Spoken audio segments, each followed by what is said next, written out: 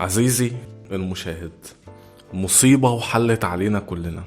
هل انت متخيل ان في شركة انتاج عمرها اكتر من 100 سنة وعملت سلاسل افلام ايقونية زي هاري بوتر، ذا ماتريكس، دون، ماد ماكس، لورد اوف ذا رينجز، وعملوا افلام كلاسيكية في تاريخ السينما زي ذا ويزارد اوف اوز وكازابلانكا وبليد رانر وسيفن وذا شاوشانك ريديمشن، وكمية أفلام أيقونية وكلاسيكية ملهاش أول ولا آخر. لو اتكلمت من هنا عليهم للسنة الجاية مش هنخلص. هم اللي عملوا شخصيات لوني تونز زي باكس باني ودافي داك ووايلي اي كايوتي اند ذا رود رانر، وهم اللي عملوا لهم كل الأفلام والمسلسلات اللي احنا عارفينها. وكمان هم ملاك لحقوق شركة دي سي كوميكس في الأفلام والمسلسلات، يعني هم عملوا كل أفلام باتمان وسوبرمان وجاستس ليج وأي حاجة ليها دعوة بدي سي في الأفلام والمسلسلات والأنيميشن هم اللي عاملينها. وكمان أنتجوا أفلام لمخرجين عظام كتير زي مارتن سكورسيزي، ستانلي كوبريك، بول توماس أندرسون وكريستوفر نولان. ومع كل ده كمان هم الملاك لشركة HBO اللي عملت مسلسلات زي ذا سوبرانوز وشيرنوبل وجيم اوف ثرونز. وكمان وورنر براذرز هم المالكين الحاليين لكارتون نتورك. وحرفيا كل الافلام والمسلسلات اللي اتكلمت عليها دي هي لا تمثل غير 10% مثلا ولا يمكن اقل من كل اللي عملته وورنر براذرز، اللي تعتبر واحدة من اعظم شركات انتاج الافلام والمسلسلات في التاريخ. وانا لو قعدت اتكلم هنا ولحد 100 فيديو عن كل اللي هم عملوه في تاريخ السينما مش هنخلص. بس شوف بقى، تخيل بعد كل اللي قلته لك ده وبعد كل الافلام والمسلسلات العظيمة اللي عملوها على مدار 100 سنة ولا يمكن كمان اكتر من 100 سنة، شركة وورنر براذرز مديونة وعليها ديون بمليارات الدولارات، وعرضت نفسها للبيع السنة دي وهيتم بيعها بشكل رسمي في خلال السنة الجاية. في الفيديو ده هشرح لك ايه اللي وصل وورنر براذرز للحال ده وتفاصيل بيعها لشركة نتفليكس، وهل شركة باراماونت لسه عندها فرصة انها تستحوذ على وورنر براذرز بعد الاتفاق اللي حصل بينها وما بين نتفليكس. وهقول لك ليه برغم كرهي الشديد لشركة نتفليكس بس ليه شايفها خيار احسن من شركة باراماونت. عشان نقدر نفهم ايه اللي وصل وورنر براذرز للوضع ده محتاجين نرجع لسنة 2018.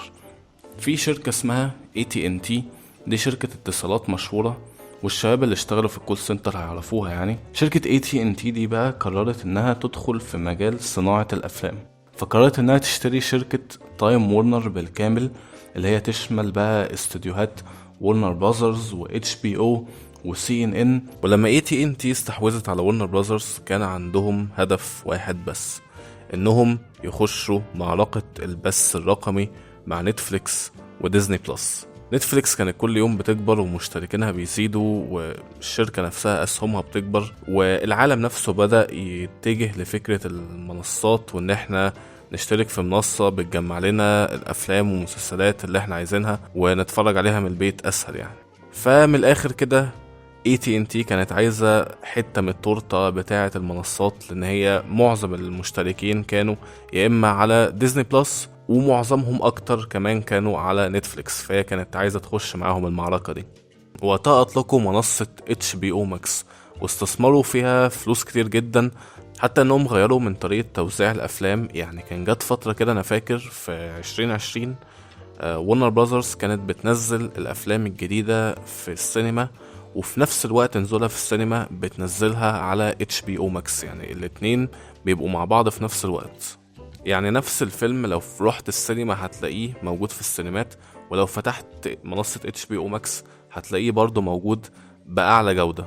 والقرار ده طبعا فشل، يعني لان بالعقل كده يعني انت لو نزلت لي الفيلم على HBO Max ما معظم الناس هتقولك طب انا ايه اللي يوديني السينما ويخليني اخد مشوار وادفع فلوس زيادة وبتاع بدل ما انا اوريدي مشترك على HBO Max وهو كده يعني انت نزلته عليه خلاص يعني. وده ما عجبش ناس كتير منهم كريستوفر نولان اللي وقتها كان شغال مع وورنر براذرز. حتى بعد اللي حصل ده كريستوفر نولان قرر ان هو يسيب وورنر براذرز ويروح ليونيفرسال. حتى شفنا ان هو اوبنهايمر كان عامله مع يونيفرسال، وفيلم ذا اوديسي الجاي بتاعه برضو من انتاج شركة يونيفرسال.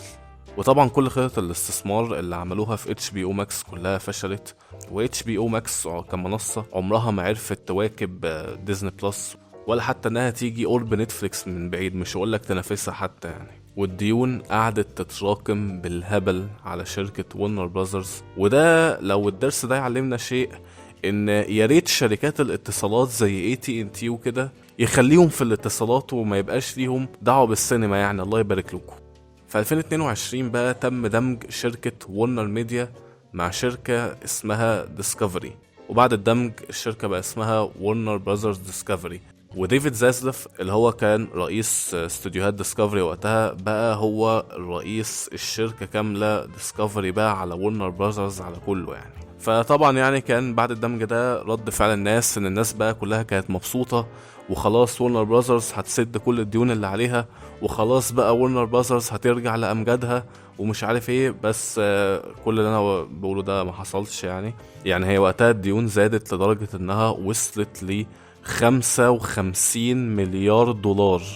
55 مليار دولار من الديون.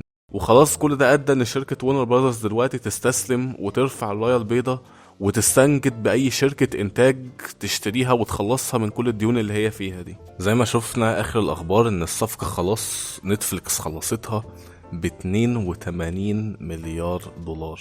يعني أنا مش عارف إيه الأرقام دي بصراحة، بس ما علينا يعني. بس الفكرة ان هو لسه ما اشتريتهاش بنسبة 100%، بمعنى ان لسه فيه تفاهم بقى ورق كتير محتاج يتمضي بقى وموافقات نهائية، ويطلع لطنط سعاد في الدور السابع وينزل طنط منال في الدور الرابع وحاجات كده يعني. بس الفكرة ان هو يعني الموضوع ده مفروض الليلة دي كلها تخلص على اخر السنة الجاية كده، ان رسميا نتفليكس تبقى ممتلكة لشركة وورنر براذرز. بس مفاجأة شركة باراماونت حتى بعد ما هي خلاص شافت نتفليكس بتخلص الدنيا ما سكتتش، وراحت قدمت عرض ب108 مليار دولار. انا مش فاهم والله العظيم يا اخواتي، يعني والله كبرت الموضوع. وعرضهم بيشمل انهم عايزين يستحوذوا على وورنر براذرز بشكل كامل، بمعنى انهم عايزين يستحوذوا على وورنر براذرز وHBO وCNN والقنوات التانية يعني زي CNN وكده. عرض نتفليكس بقى كان عرض اللي هو عايزين يعني ياخدوا القسم الترفيهي بس، بمعنى ان نتفليكس كانت عايزة وورنر براذرز نفسها وHBO وبس، يعني ما كانتش عايزة CNN. عرض بقى التاني بتاع باراماونت هو بص عايزين كل حاجة يا معلم. بس بالرغم ان باراماونت مقدمة 26 مليون بأكتر من عرض نتفليكس، إلا ان وورنر براذرز لسه مايلين لان الصفقة تخلص لصالح نتفليكس. ومن اللي فهمت يعني ان عرض باراماونت معقد يعني وفي كذا طرف منه، لان لو ما تعرفش يعني السعودية مشاركة في عرض باراماونت ده وهيبقى ليها نسبة من وورنر براذرز يعني مع باراماونت. فده يعني السبب الاساسي اللي خلى وورنر براذرز تكون مايلة اكتر لصفقة نتفليكس، رغم ان باراماونت عرضة فلوس اكتر.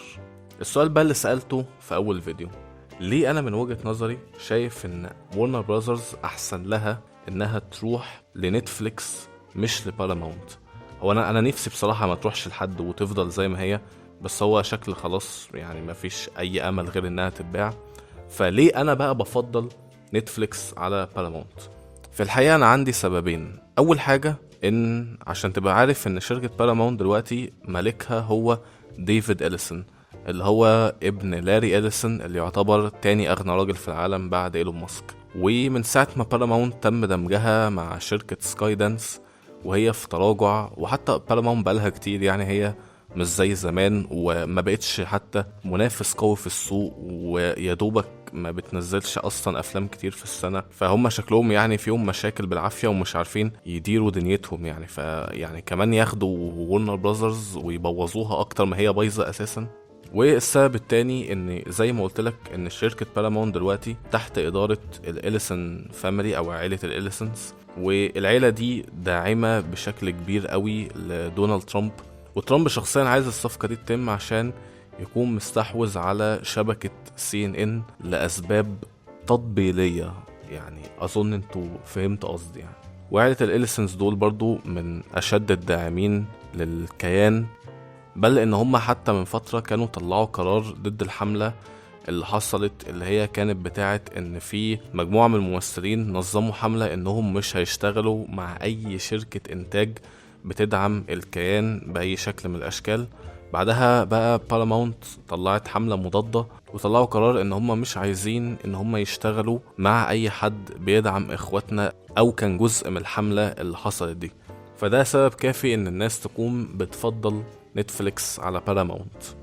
بس هل معنى من كلامي ده ان انا شخصيا شايف ان نتفليكس دي بقى خلاص سكر بقى وبتنقط عسل وهي خلاص بقى المنقذة لورنر براذرز؟ بكل تأكيد لا. يعني نتفليكس احنا كلنا عارفين بلاويها وكلنا عارفين اجنداتهم اللي لازم يرزعوها في اي حاجة بيعملوها، يعني كلنا عارفين اللي فيها من الاخر يعني. واكبر مشكلة خايفين منها احنا كناس بتحب السينما ان الافلام ما تتعرضش في السينمات.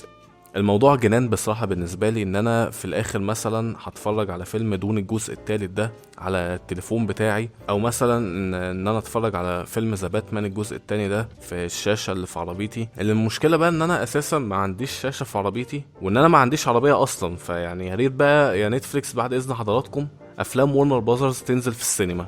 طب السؤال هنا برضو، هل كده خلاص يعني خلاص كده افلام ورنر براذرز مش هتتعرض في السينمات تاني؟ الاجابة هنا ان محدش عارف حاجة والله، يعني محدش فاهم اللي بيحصل. يعني دلوقتي السي او بتاع نتفليكس اللي اسمه تيد ساندرو ده شوية يقولك ان هيتم عرض الافلام في السينما عادي بس هيقلل مدة العرض. يعني مثلا بدل ما الفيلم لما بينزل بيقعد مثلا شهرين او يمكن 3 شهور في السينما، هو عايز ينزلها يخليها اسبوعين بس. وبعد كده بيكمل كلامه بيقولك ان فكرة السينمات اصلا دي بقت موضة قديمة والناس بقت عايزة تتفرج من البيت على طول. واكد على كلامه ده بقى ان هو بيقول ان ابنه الصغير اتفرج على فيلم لورنس اوف ذا اريبيا على تليفونه عادي واتبسط وما كانش عنده اي مشكلة. يعني حرفيا كريستوفر نولان دلوقتي في غيبوبة بعد اللي هو سمعه ده بأمانة. بس مع ذلك اخر تصريح ليه قالك احنا بنحترم شركة ورنر براذرز واحنا هنا مش عشان نغير هيكل الشركة ولا طريقة شغلهم اللي شغالين بيها ولا ان احنا نغير طريقة عرض الافلام بتاعتهم. هو طلع بالكلام ده تقريبا بعد ما الناس نزلت فيه شتيمة على النت بعد الكلام اللي قاله في الاول ده. في النهاية انا حابب اقول ان سواء ورنر براذرز اتباعت لنتفليكس او اتباعت لباراماونت، للأسف احنا خسرانين كناس بتحب السينما والافلام. كل يوم عن التاني في شركات انتاج ايقونية خلاص بتختفي من الساحة، او ان الشركات دي ما بقتش زي زمان وما بقتش تعمل افلام حلوة زي زمان. فخلينا نستنى ونشوف ايه اللي هيحصل لو البيعة تمت بنسبة 100%، ونشوف وقتها مستقبل السينما ومستقبل ورنر براذرز هيبقى عامل ازاي. شكرا جدا على وقتكم واشوفكم في الفيديوهات الجاية.